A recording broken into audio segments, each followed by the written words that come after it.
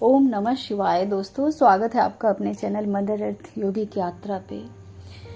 कश्मीरी शैव दर्शन, जैसे कि आपको पता है कि एक सीरीज वीडियोस बन रही हैं। तो कश्मीरी शैव दर्शन जो है वो शिवोदिष्ट है, यानी भगवान शिव के उपदेश और शिव की दृष्टि है, जो कि विज्ञान भैरव तंत्र यानी स्पंदन वाइब्रेशन पर लिखा गया आगम सम्मत योग परंपरा का अद्वितीय एवं अनुपम ग्रंथ है, जिनके मूल सिद्धांत को पंडित कैलाशपति मिश्र ने अपने आगमिक दर्शन भाग 1 को अपने पीएचडी के शोध प्रबंध कश्मीरी शैव दर्शन एवं शैव सिद्धांत पर आधारित रिसर्च में प्रस्तुत किया है। परंतु ये आगम ग्रंथ के रचयिता 6 शताब्दी पूर्व श्री क्षेमराजाचार्य और श्री शिपोपाध्याय द्वारा संज्ञान को संग्रहित कर विज्ञान भैरव तंत्र ग्रंथ की रचना की थी। और ये ग्रंथ जो है वो इतनी ज़्यादा उपयोगी है, ज्ञान की माध्यम बनती है वो। ऐसे कि आज के समय में आप देख रहे होंगे कि चाहे वो जितना भी पैसे हो, चाहे वो गरीब हो, चाहे उनके डिजायर से वो जो भी पाले हम मनुष्य, चाहे कुछ ना पाले, मतलब जितने भी संसाधन हैं इस संसार में, इस भौतिक जगत में, और जितने साधन बन रहे हैं या जो साधन विहीन है, कोई भी संतुष्ट नहीं है आजकल। और वो संतुष्टि इसलिए ऐसा है क्योंकि वो अज्ञानता की परतें चढ़ी हुई हैं उनके ज्ञान पे, हम सभी के ज्ञान पे, पूरे मानव जाति के ज्ञान पे। तो इस ज्ञान को, इस चीज को कैसे समझा जाए, कैसे संतुष्टि पाया जाए। हम सभी चाहते हैं कि जीवन में खुश हों, संतुष्ट हों, काम करने के बाद या जो भी डिजायर्स होती हैं उन्हें पूरा करने के बाद संतुष्टि मिलनी चाहिए, लेकिन संतुष्टि मिलती नहीं है। एक के बाद दूसरी डिजायर उत्पन्न होती है, तीसरी होती है। तो येन केन प्रकार नेन, हर तरीके से इस भौतिक जगत में जो जीवात्मा है वो असंतुष्ट है, खुश नहीं है, एक अतृप्ति की प्यास सदा बनी रहती है। तो वो प्यास को तृप्त करने के लिए एक संसाधन या एक साधन है मात्र अध्यात्म, स्पिरिचुअलिटी। और वो केवल स्पिरिचुअलिटी या अध्यात्म को पढ़ने से नहीं होता है, वो जानने समझने से होता है, जो जिसमें ये कश्मीरी शैव दर्शन है वो बहुत सच में आज के समय के लिए वरदान, एक महान ग्रंथ है, जिसको मैं आप लोगों से शेयर कर रही हूँ वीडियो के माध्यम से। तो हम लोगों ने जाना कि जीवन मुक्ति की विशेषता क्या है। अब इसको आगे बढ़ाते हुए प्रतिभिज्ञा को जाना, प्रतिभिज्ञा के साथ जीवन मुक्ति की विशेषता को जाना, इसको आगे बढ़ाते हुए अब शिव भावना क्या है, शिव भावना के बारे में हम लोग थोड़ा सा जानते हैं। तांत्रिक मत की उपयुक्त दार्शनिक विशेषताएं धर्म एवं साधना के क्षेत्र में भी स्वानुरूप वैशिष्ट्य लाती हैं, मतलब उसके अनुसार ही वो विशिष्टता लाती हैं, जो सामान्य रूप से महत्वपूर्ण है।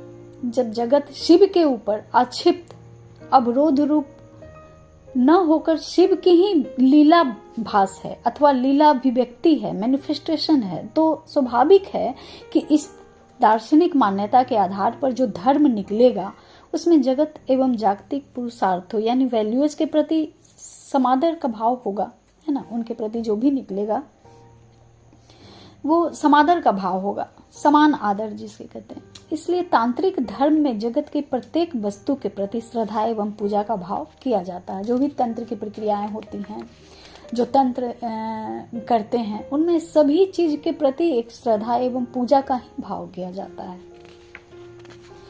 यह भावना की जाती है कि सब शिव रूप हैं, इसे शिव भावना कहते हैं। सभी में शिवत्व को देखना, सभी में शिव के रूप को देखना।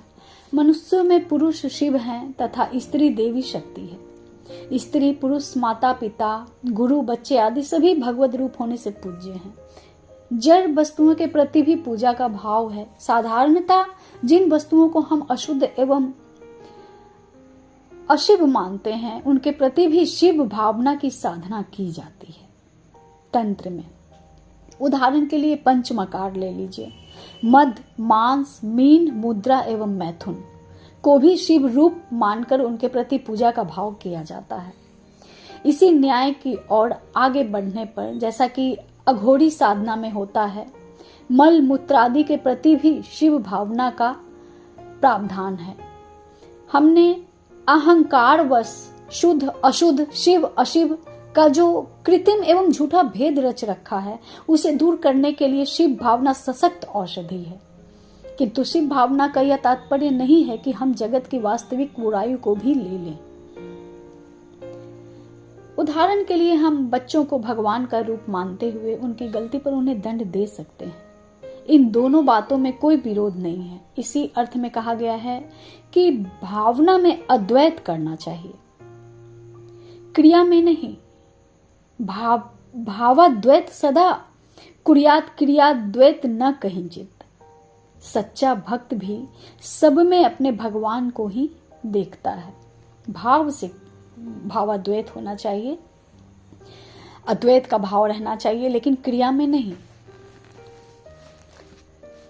अब इसी शैव दर्शन में हम लोग ये जानेंगे कि वासना का उदात्तीकरण क्या है।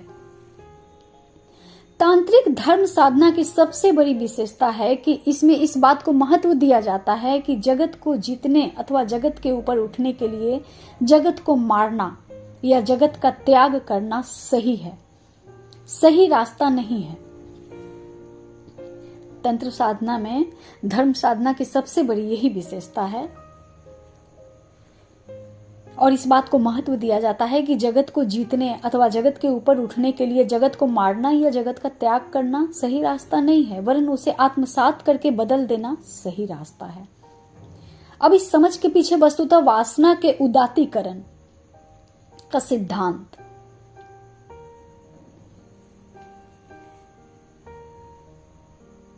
तंत्र ने यह सत्य उजागर किया है कि वासनाएं शक्ति रूप हैं और वे मारने से नहीं मरती, वरन उनका रूपांतरण ही होता है। अब ये तंत्र कैसे है, तंत्र बतलाते हैं। एक तो जो अघोर साधना करते हैं, तंत्र करते हैं, उन सारे प्रक्रियाओं से गुजरते हैं, उस चीज को जीते हैं। उसके बाद और ये तंत्र कितने प्रकार के हो गए। अब जो वैष्णव होते हैं उनमें उनका शरीर ही उनका तंत्र होता है, जो योग के द्वारा वो लोग साधते हैं उस चीज को, है ना, और योग के द्वारा साधते हैं। तीसरा ये है कि जब आत्मज्ञान उदित होना स्टार्ट हो जाता है तो इन सब का भान शिव स्वतः ही करवाते हैं। शिव सारी चीजों को उजागर स्वयं करवा देते हैं, तो इसमें किसी तंत्र की जरूरत नहीं पड़ी, किसी योग और अध्यात्म की जरूरत नहीं पड़ी। स्वतः ही वो सिद्ध आत्मा हो जाती है जिनका ज्ञान उन्हें स्वतः, और ये बिरले ही होते हैं। तो 3 प्रकार के ये चीज उतरते हैं। इन चीज को 3 प्रकार से हम लोग जानते हैं, जो तंत्र के द्वारा होते हैं, जो योग के द्वारा कर सकते हैं हम लोग। तंत्र, ये शरीर क्या है, एक तंत्र है। इसमें बहुत सारे मशीन लगे हुए हैं।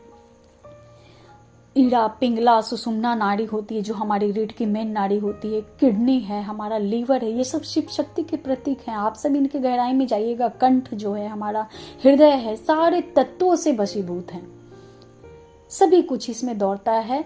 शिवत्व वास करती है आत्मा में और 5 महाभूत शरीर में ही होते हैं। तो तंत्र तो स्वयं हमारा शरीर है। स्वयं को जानना ही सबसे बड़ा तंत्र है। स्वयं को जान लेना ही सारे तंत्र मार्गों को खोल देता है, चाहे वो अघोर तंत्र साधना हो, योग अध्यात्म की गहन गूढ़ ज्ञान हो, जो स्वयं उदित होने लगती हैं, नए नए आसन आने लगते हैं। इन सभी चीजों का उदात्तीकरण होता है, उदय होते हैं।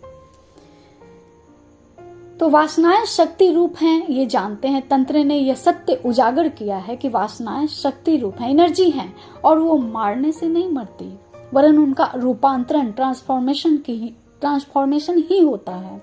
जैसे भौतिक शक्ति नहीं मरती, केवल रूपांतरित होती है ना। भौतिक शक्तियां नहीं मरती। जितने भी चीज आप देखते हैं, जैसे कि आप कवाड़ी जो चीज अनयूजुअल है, आप यूज नहीं करते, अगर बेच देते हैं तो वो रिसाइकिल होकर नई चीजें बनती हैं। उसी तरह भौतिक चीजें भी नहीं मरती, केवल ट्रांसफॉर्मेशन होता है उसका, यानी रूपांतरित होती हैं। उसी प्रकार वासना रूप चैतन्य शक्ति भी मरती नहीं, केवल रूपांतरित होती है। चेतना जो है, चैतन्य शक्ति जो है, वासना रूप है, वो मरती नहीं है, केवल उनका ट्रांसफॉर्मेशन, वो ट्रांसफॉर्म होती है। वासनाओं को मारने का प्रयास करने से उन पर विजय प्राप्त नहीं होती। ये भी एक बहुत बड़े इंपॉर्टेंट लेसन है सभी के लिए, कि वासनाओं पर विजय प्राप्त करने से उन पर विजय नहीं मिलती। मनोविज्ञान ने भी यह सत्य उजागर किया है कि वासना को मारने से वह मरती नहीं, वरन दमित होकर हमारे अवचेतन मन, अनकॉन्शियस माइंड में रहती हैं। कहीं ना कहीं अगर आप जबरदस्ती उस चीज को मारते हैं तो अनकॉन्शियसनेस माइंड जो होती है वहां वो दमित रूप से रहती है तथा भेष बदल कर निकलती है। इससे हमारे व्यक्तित्व का विभाजन होता है और हम मानसिक रोगी हो जाते हैं। कितनी गूढ़ बातें हैं। तांत्रिक परंपरा में यह समझ पहले से विद्वान है, इसलिए तंत्र में वासना के रूपांतरण अथवा उदातीकरण, सबिलिमिनेशन कहते हैं, का मार्ग दिया जाता है। जैसे पानी भाप बन जाता है, अथवा जैसे पौधा दुर्गंधपूर्ण एवं कुस्वादु सड़ी गली खाद का ही रस ग्रहण करके उसे सुगंधित फूल एवं सुस्वादी फल अथवा अन्न के रूप में परिवर्तित कर देता है, उसी प्रकार हमारे व्यक्तित्व में भी वासना के उदातीकरण का नियम काम करता है। उदाहरण के लिए काम शक्ति ही रूपांतरित होकर प्रेम, भक्ति, कलात्मक सर्जन आदि उदात्त रूपों में प्रकाशित होती है। इसीलिए कहा जाता है कि जो अधिक कामुक होते हैं, जो वासना से वशीभूत होते हैं, उनमें बहुत ज्यादा चांस रहता है ट्रांसफॉर्म होने का, क्योंकि उनमें एनर्जी बहुत ज्यादा रहती है, ऊर्जा बहुत ज्यादा रहती है। अगर वो चाहें तो अपने आप को अधोगति में न ले जाकर उधर गति की ओर कोशिश कर सकते हैं। अपने मन को, अपनी बुद्धि को, अपने शरीर को एक वैसे योग परंपरा के मार्ग से जुड़कर या मेडिटेशन ध्यान के द्वारा अपने उस एनर्जी को इतना ज़्यादा पॉजिटिव बनाकर इतना उधर्व कर लेते हैं कि उन्हें स्वतः ही आत्मज्ञान की प्राप्ति हो जाती है। इसलिए ये बुरा नहीं है, अधिक कामुक होना बुरा नहीं है। यानी इसका मतलब है कि आपके अंदर, आपके बॉडी के अंदर बहुत ज़्यादा ऊर्जा, शक्ति है। उस शक्ति को सही डायरेक्शन में लगाकर लाभ लेना, ये तंत्र मार्ग का जो नियम है, ये उसकी ओर हमें इंगित करता है। तो काम आदि वासना भी परम चित्ती शक्ति का ही सूक्ष्म से स्थूल में प्रकटीकरण है। काम आदि जितने भी वासनाएं हैं वो परम चित्ती शक्ति का ही सूक्ष्म से स्थूल रूप में प्रकटीकरण है।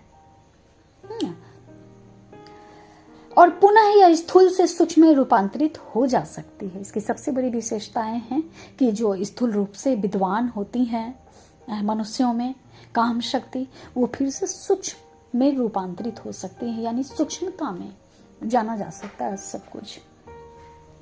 जिस प्रकार यहाँ ऊपर मैंने बतलाया कि इसलिए तंत्र में इस वासना के रूपांतरण अथवा उदातीकरण का मार्ग दिया गया है। जैसे पानी भाप बन जाता है, अथवा जैसे पौधा दुर्गंधपूर्ण एवं कुछ स्वादु सड़ी गली खाद का ही रस ग्रहण कर उसे सुगंधित फूल या सुस्वादु फल अथवा अन्न के रूप में परिवर्तित कर देता है ना। हम लोग जितना कचरा निकालते हैं या किचन में जितने कचरे निकलते हैं, उन सभी को हम लोग खाद के रूप में इस्तेमाल करते हैं। इसी प्रकार हमारे व्यक्तित्व में भी वासना के उदातीकरण का नियम काम करता है और इससे बनाया जा सकता है। एक फिनिक्स पक्षी है, फिनिक्स से याद आया, मेरा इंस्टाग्राम आईडी भी एक है जो फिनिक्स से आप लोग अगर सर्च करें तो आप लोगों को मिल जाएगा। उस पे भी बहुत अच्छे मोटिवेशनल छोटे छोटे कोटेशंस मैंने डाल रखे हैं ताकि लोगों को हर तरीके से मदद मिल सके और सभी अपने अपने आत्मा को पहचान कर अपने आत्म स्वरूप में अवस्थित हो सकें। तो आप लोग अगर चाहें तो वहाँ पर जाकर ट्राई कीजिएगा। उसमें तो दिया गया है, मेरे YouTube चैनल का लिंक दिया गया है, लेकिन YouTube में लिंक नहीं दिया गया है। तो फिनिक्स नाम से आते। तो फिनिक्स जो पक्षी होती है ना, वो क्या करता है कि वो स्वयं के राख से खुद का स्वयं का निर्माण करता है। अगर वो जल जाए या मर जाए तो फिर से वो अपने आप को बना सकता है, फिर से वो जीवित हो सकता है। तो इस तरह एक पक्षी भी उन्हीं का उदाहरण है, इसलिए वो पक्षी बहुत शुभ माना जाता है, फिनिक्स। तो हम लोग ये समझते हैं कि काम आदि वासना भी परम चित्त शक्ति का ही सूक्ष्म से स्थूल रूप में प्रकटीकरण है और पुनः यह स्थूल से सूक्ष्म रूप में रूपांतरित हो जा सकती है। अतः तंत्र ने अपनी दार्शनिक मान्यता के अनुरूप ही योग के ऐसे अनेक प्रारूप प्रस्तुत किए हैं जिनसे वासना का उदात्तीकरण होता है ना, उधर्व की ओर जाती है। वासना का ट्रांसफॉर्मेशन होता है, ट्रांसफॉर्म कर सकते हैं, उसको ऊपर की ओर उठा सकते हैं और फलतः मुक्ति की प्राप्ति होती है।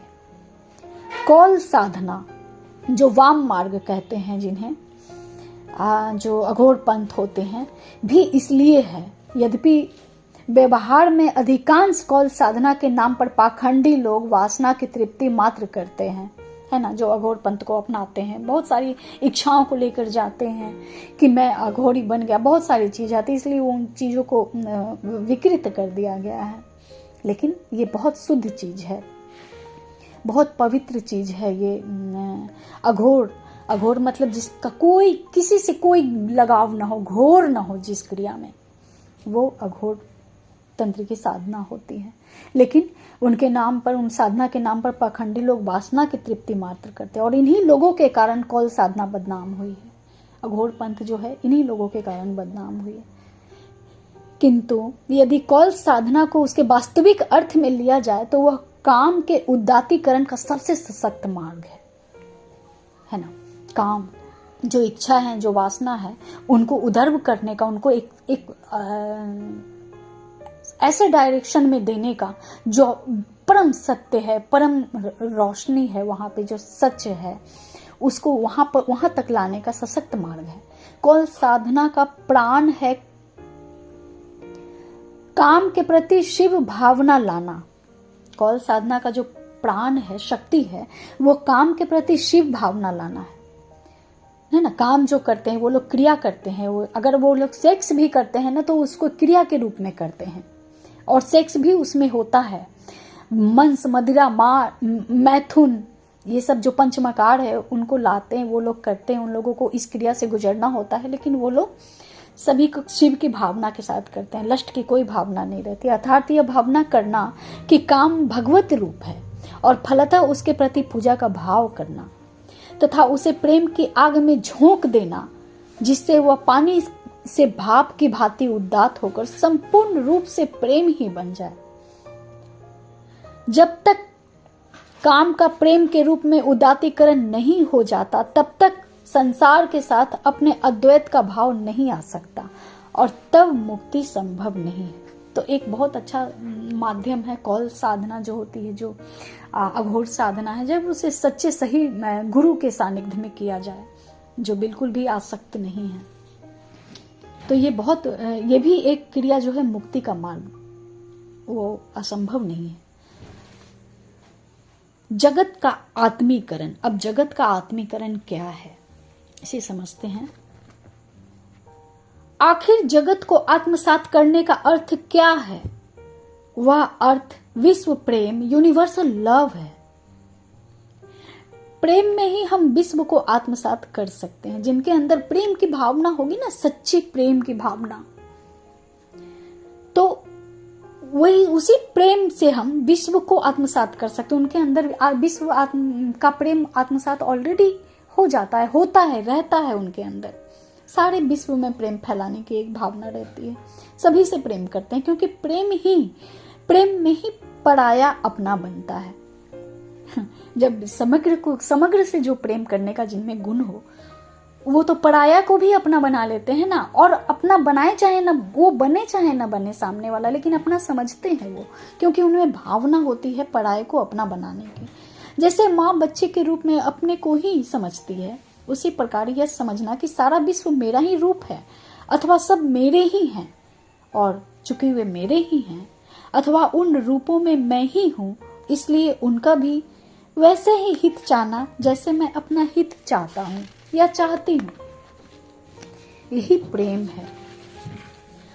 और इसी का नाम अद्वैत साधना है। यानी सभी में सिर्फ एक ही भावना है, एक ही आत्मा वास करती है। उस दृष्टि को प्राप्त कर लेना, देख लेना कि उसी शिव की ही सारे बच्चे, सारी जो सृष्टि है वो शक्ति की सृष्टि है, क्रिया की सृष्टि की शक्ति है।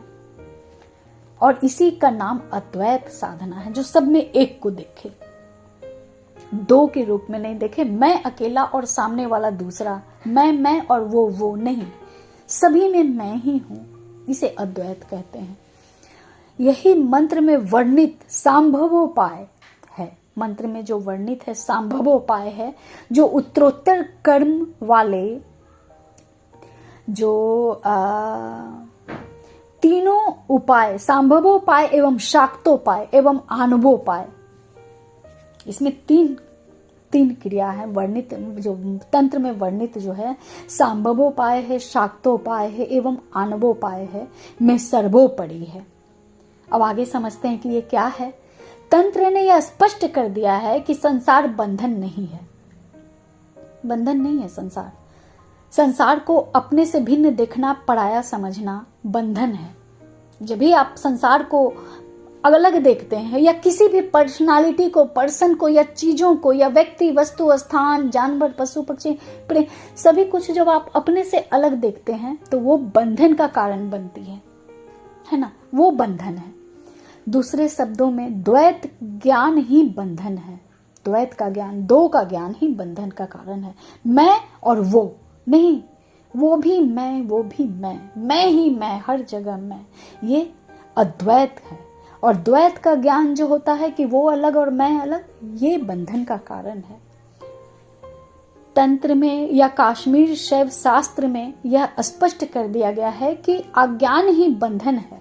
अज्ञानता कैसे आती है? अज्ञानता आती है मैं अलग वो अलग देखने से, और इसी द्वैत ज्ञान ही अज्ञान है। द्वैत ज्ञान को अज्ञान अर्थात गैर जानकारी मतलब कि जिसकी जानकारी न हो, इसलिए कहते हैं कि उसमें सत्य की गैर जानकारी है, यानी सत्य की जानकारी नहीं है। सत्य यह है कि सारा विश्व शिव का अर्थात मेरा, शिव ही मेरा जानकर मैं यह जानता हूं कि विश्व मुझसे अलग है, अर्थात द्वैत ज्ञान है। सब संसार में शिव को ही देखना, मैं यानी इदम अहम, वो और मैं अलग नहीं, एक ही देखना, ये अद्वैत है। ये अद्वैत है। और उसको अलग और मेरे को अलग देखना, यानी ये समझ जो होती है वो अज्ञान होती है, और अद्वैत देखना ज्ञान होता है। इसी कारण द्वैत अथवा अज्ञान को बंधन का हेतु एवं अद्वैत अथवा ज्ञान को मोक्ष का हेतु बनाया गया है। जो अद्वैत जान जाते हैं कि सब में ही वो उसी परमात्मा का, जो मेरे अंदर जो वास है वो ही सभी परमात्मा सभी में खेल रहे हैं, वो अलग नहीं है। और द्वैत अगर वो हम अपने आप को अलग करके देखते हैं और सामने वाला को अलग देखते हैं तो वो अज्ञान बतलाया गया है। और बंधन का हेतु एवं अद्वैत अथवा ज्ञान को जो है, अद्वैत को जो है यानी ज्ञान को मोक्ष का हेतु बनाया गया है। तात्पर्य यह है कि हम जितना ही विश्व के साथ अद्वैत भाव लाते हैं उतना ही हम सत्य के नजदीक जाते हैं, है ना। जितना ही हम एक दूसरे से हमेशा लगाव, एक टच में रहते हैं, टच फील करते हैं, उतना ही हम उस सत्य के नजदीक पहुंचते हैं। ऐसा समझते हैं, टच में नहीं रहते। सॉरी, मैंने यहाँ पे गलत शब्द का इस्तेमाल किया कि टच में रहते हैं। जितना ही हम सत्य के उतना अद्वैत भाव जितना ही लाते हैं कि सब में वही है, उतना ही हम सत्य के नजदीक जाते हैं और उतने ही अंश में हम स्वरूप की प्राप्ति करते हैं। उपर्युक्त कथन से यह तात्पर्य निकलता है कि आत्मा को अर्थात अपने आप को पाने का अर्थ सबसे अपने को अलग कर अपने भीतर प्रविष्ट होना नहीं है, वरन सबको अपने में आत्मसात करना है ना। सबसे अलग करके आप अपने आत्मा को, अपने आप को नहीं पा सकते हैं, वरन सबसे आत्मसात करना, सबमें मिल जाना ही अपने आप को पाने का अर्थ है। आत्मसात करना है, क्योंकि आत्मा किसी कोने में नहीं पड़ा है, वरन सर्वव्यापी है। जैसे लहरें सागर ही हैं, क्योंकि ये सागर का ही लीला विलास है, उसी प्रकार विश्व हमारे वास्तविक स्वरूप शिव की ही लीला विलास है। अब ये आगे चलते जाएंगे तो और स्पष्ट होती जाएगी कि किस प्रकार से शिव का ही ये लीला विलास है।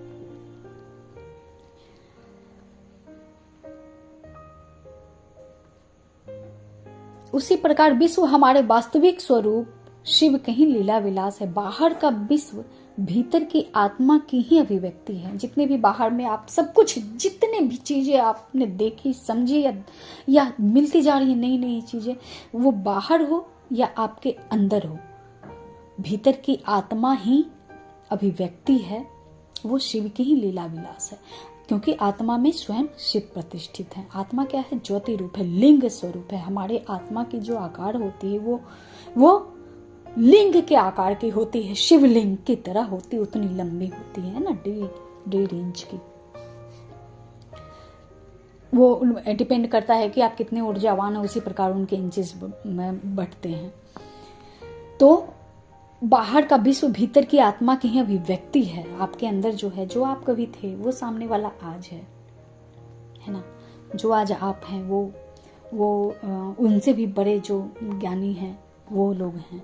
अतः हम जितना ही आत्मा की गहराई में प्रवेश करते हैं, उतना ही हम बाहर भी फैलते हैं, जितना ही हम अंदर जाते हैं। इसलिए कहा जाता है योग में कि मेडिटेशन को अपनाओ, ध्यान को अपनाओ, योग करो, थोड़ा मौन रहो, क्योंकि हम जितना ही अपने भीतर जाते हैं उतना ही हम फैलते हैं बाहर की ओर। अर्थात बाह्य विश्व से तादात्म्य करते हैं। चेतना यानी कॉन्शियसनेस का अनुलंब जो है वर्टिकल विकास और चेतना का अनुप्रस्थ हॉरिजेंटल विकास परस्परापेक्षी है। दोनों एक दूसरे से कनेक्टेड है ना। आप जो अपने अंदर हैं, अगर आप अपने आप को, स्वयं को जानते हैं, कॉन्शियसनेस के साथ जितने गहरे जाते हैं उतने ज्यादा जानते हैं, और वो आप जितना जानते हैं उतना आप भीतर में विशाल होते जाते हैं। यानी वो भीतर की विशालता ही समग्र विश्व है। समग्र विश्व की जानकारी से आप बिल्कुल अछूते नहीं होते जब आप अपने अंदर स्वतः उतरते हैं। और ये योगी जन बहुत अच्छे से जानते हैं, बहुत अच्छे से बतला सकते हैं, समझ सकते हैं, और योगी गुरु बनकर आपको शिक्षित कर सकते हैं, आपको आपके अंदर ज्ञान का प्रकाश फैला सकते हैं। यह वैसे ही है जैसे वृक्ष की जड़ें जितनी ही गहराई में प्रवेश करती हैं, उतने ही उसकी शाखाएं बाहर फैलती हैं। यह ठीक उसी प्रकार है। जितनी वृक्ष की शाखाएं गहरी होती जाएंगी, मजबूती से वृक्ष खड़ा होगा और वो उतनी ही फले फूलेंगी, यानी बाहर की ओर शाखाएं उनकी बाहर फैलती हैं। शाखाएं बिना बाहर फैले जड़ें गहराई में प्रवेश करें, यह असंभव है ना। शाखाएं बाहर तभी फैल पाती हैं बहुत अच्छे से स्वस्थ पेड़ के रूप में, जब उनकी जड़ें बहुत अंदर प्रवेश करें। यानी आप जितना ही अपने अंदर उतरते हैं, मौन रहते हैं, चीजों को अपने आप ही कंक्लूड करते हैं, अपने मन में तौलते बोलते, ज्यादा वाचाल नहीं होते, बाहर की ओर उधर नहीं होते, हर बात में तर्क वितर्क नहीं करते, उतने ही आप अंदर आपके अंतर स्थित होने में मदद मिलती है। और अंतर स्थित होने के बाद ही नीचे आप फैल सकते हैं, अपने भीतर फैल सकते हैं। उसके बिना फैले जो है आप जड़ें अपनी मजबूत नहीं कर सकते। शाखाएं बिना बाहर फैले जड़ें गहराई में प्रवेश करें, यह असंभव है। उसी प्रकार प्रेम में बाहरी संसार को आत्मसात किए बिना हम आत्मा की गहराई में प्रवेश करें, यह संभव नहीं है। प्रेम को आप बाहरी संसार में खोजेंगे या देंगे, ये बिल्कुल संभव नहीं है कि हम प्रेम को समझ जाएं। प्रेम, सच्चे प्रेम के मूल को हम पालें, है ना। हम आत्मा की गहराई में प्रवेश कर जाएं, ये संभव नहीं है। और आश्चर्यजनक सत्य यह है कि जब हम संसार को इस भांति आत्मसात करते हैं तो संसार हमसे दुश्मनी करना छोड़ देता है, फिर कोई दुश्मन नहीं रह जाता। हाँ, समय जरूर लगता है, क्योंकि इसे ही तो तप कहते हैं। जितनी भी समय लग जाए, साधना लग जाए, और समय के अंतर्गत, समय के मध्य में बहुत सारी चीजें समझने का अवसर मिलती हैं, जिन्हें हम अपने अंदर ही उस प्रश्न करते हैं और हमारे भीतर ही उत्तर मिलता है। बाहर कोई उत्तर नहीं संतुष्ट कर सकती आपको, क्योंकि आपकी आत्मा ही गुरु बन चुकी है। तो आप स्वयं के गुरु हैं, आप अपने दिमाग के गुरु हैं, शरीर के गुरु हैं, बुद्धि के गुरु हैं, यानी आप अपने आप को ही लीड करते हैं। कोई दूसरा तत्व बाहरी आपको नहीं चला सकता। आप सेटिस्फाइड नहीं होंगे, क्योंकि जो ज्ञान अंतर जागृति से आती है उसे कोई तर्क शांत नहीं करता, क्योंकि वो तर्क में पढ़ते नहीं, वो अपने आप समझते। देख लेते हैं ना कि अगर जहाँ तर्क और वितर्क की जो स्टेजेस अगर बन चुकी हैं, बन रही हैं, तो वो मौन होकर अपने आप को साइड कर लेते हैं वहां से। तो इस प्रकार सारे प्रश्न और उत्तर उनके अंदर ही मिलते हैं।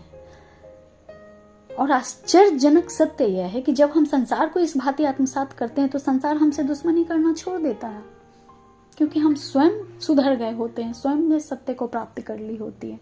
अर्थात हमारे लिए बाधक नहीं बनता है ना, कोई अपोजिशन नहीं होती। वह तभी तक हमसे दुश्मनी करती है जब तक हम उसकी अपने से अलग समझते हैं या अपने से अलग रखते हैं। जैसे हम अपने ही आत्मियों को अज्ञान बस पराया समझकर उनसे दुश्मनी भी कर लेते हैं, तो वे भी हमसे दुश्मनी करते हैं, है ना। यहाँ क्या काम कर रही है? अज्ञानता काम कर रही है। अगर ज्ञान प्रवेश करने का मार्ग बना रहा है तो फिर कहाँ कोई दुश्मन है। हम दुश्मनी तभी करते हैं जब हमारे मन में द्वेष आया, भावना है, तो सामने वाले पे तो उसकी मिरर पड़ेगा ही, उसका असर पड़ेगा ही। आप तो खुद मिरर हैं, आप जो करेंगे, आप खुद आईना है। अपने स्वरूप को खुद को पहचानिए। अगर दुश्मनी है, अगर आप बात सुन रहे हैं, आपको हर्ट हो रही है, आप तो स्वयं का प्रत्यक्षीकरण है बाहर संसार में, तो सामने वाला भी वही व्यवहार करेगा आपके साथ। तो वे भी हमसे दुश्मनी करते हैं तथा हमारे काम में बाधक बनते हैं। और जब हम परायापन हटाकर पुनः उनको अपना बना लेते हैं तो वे हमारे मित्र बन जाते हैं और हमारे साधक हो जाते हैं। उसी प्रकार जब हम संसार के साथ द्वैत हटाकर उसे आत्मसात कर लेते हैं तो वह फिर बाधक बनने की जगह साधक बन जाता है। मोक्षायते च संसारः, जब हम शत्रु को मित्र बना लेते हैं तो फिर वह शत्रु नहीं रह जाएगा। आशा करती हूँ आप सबको ये पसंद आ रहा होगा और बहुत सारी क्लियरिटी मिल रही होगी। और आगे के एपिसोड में हम लोग तंत्र अनुभव पर आधारित कुछ चीज़ों को जानेंगे। तब तक आप सभी चैनल पर बने रहें और आप सभी पे मेरे शिव, मेरे गुरु, मेरे पिता, मेरे पति, मेरे मित्र, मेरे सर्वस्व की कृपा आप सभी जिज्ञासुओं पर, आप सभी साधकों पर बनी रहे। मिलती हूँ आपसे अपने अगले वीडियो पर। ओम नमः शिवाय।